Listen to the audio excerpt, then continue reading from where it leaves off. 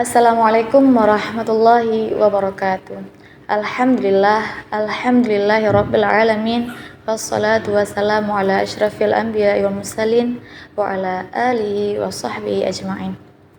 Pertama-tama, marilah sama-sama kita panjatkan puji dan syukur kita kepada Allah Subhanahu wa taala, yang mana Allah yang telah memberikan karunia-Nya dan nikmat-Nya kepada kita semua. Sebagai bentuk rasa syukur kita, marilah sama-sama kita menebalkan keimanan dan ketakwaan kita kepada Allah Subhanahu wa taala dengan cara melakukan segala yang diperintahkannya dan meninggalkan segala larangannya.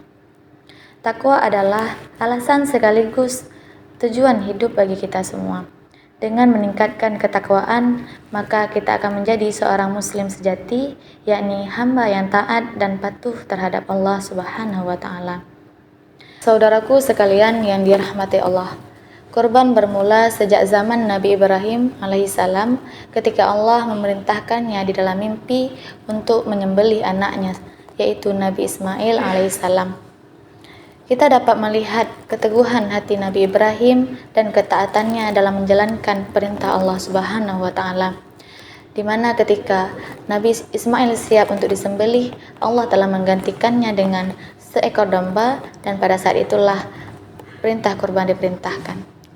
Saudaraku sekalian yang dirahmati Allah, ibadah kurban sesungguhnya mengandung hikmah yang sangat mendalam. Ia mengandung dimensi spiritual dan dimensi sosial. Ia mampu mendekatkan seorang hamba dengan Allah Subhanahu wa taala dan mampu memberikan rasa peduli terhadap sesama. Dengan membagikan daging kurban kepada seluruh fakir miskin, maka merupakan sebuah solidaritas untuk meningkatkan persatuan dan kesatuan antara umat muslim dengan cara menyembelih kurban dan membagikan dagingnya kepada seluruh umat Islam.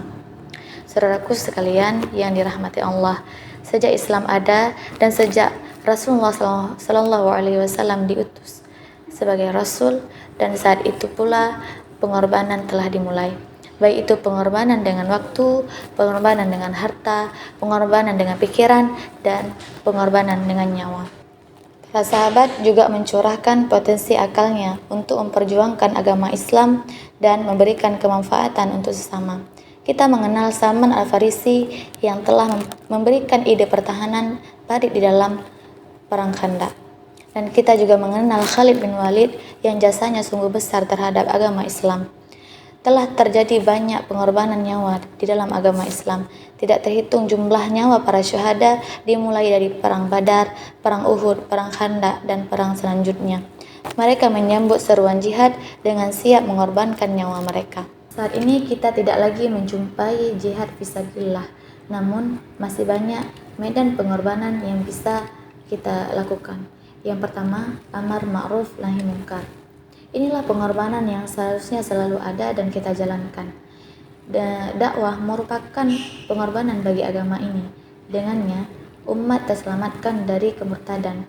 Dengannya, umat Islam diajak untuk menjalankan Islam secara kafah sekaligus memperjuangkannya. Yang kedua, dengan cara berinfak dan bersedekah. Seharusnya kaum muslimin terus melanjutkan spirit berkorban dengan cara mengeluarkan hartanya di jalan kebaikan, baik itu dengan bersedekah secara wajib seperti halnya zakat maupun bersedekah sunat. Yang ketiga yaitu berkontribusi sesuai kompetisi. Sebagai seorang muslim, ketika ia bekerja, hendaknya ia meniatkan untuk ibadah, bahwa ia turut untuk memperjuangkan peradaban Islam, menebarkan kebaikan kepada sesama, dan memberikan kemanfaatan bagi seluruh umat manusia. Maka seluruh daya dan upayanya menjadi pengorbanan yang sesungguhnya terhadap seorang muslim tersebut. Demikianlah tausiah pada hari ini. Semoga apa yang saya sampaikan menjadi manfaat bagi seluruh pendengar. Saya pamit undur diri. Assalamualaikum warahmatullahi wabarakatuh.